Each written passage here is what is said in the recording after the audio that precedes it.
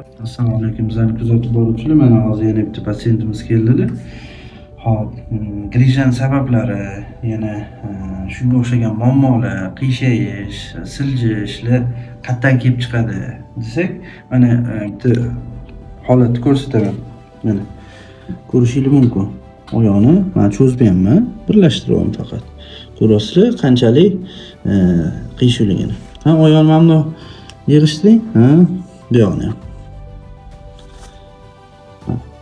Ko'rayotgan bo'lsanglar, hurmatli bizlarni kuzatib boruvchilar, mana shu holatdan keyin bellarda muammolar, grijalar kelib chiqadi. Bu oyoqni kaltaligi, bittasi kaltaligi bu muammoni olib keltiradi. O'shaning uchun tekshiringlar, oyoqni yotqizib, qo'lda o'sha tovonni tortib, bir xilda ko'rasizlar.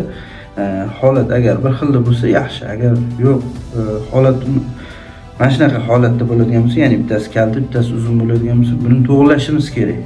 To'g'rilamasa keyinchalik grija, bellarda siljish, umurtqalarda siljish holatlari bo'ladi. Shuning uchun o'zinglarni ehtiyot qilinglar.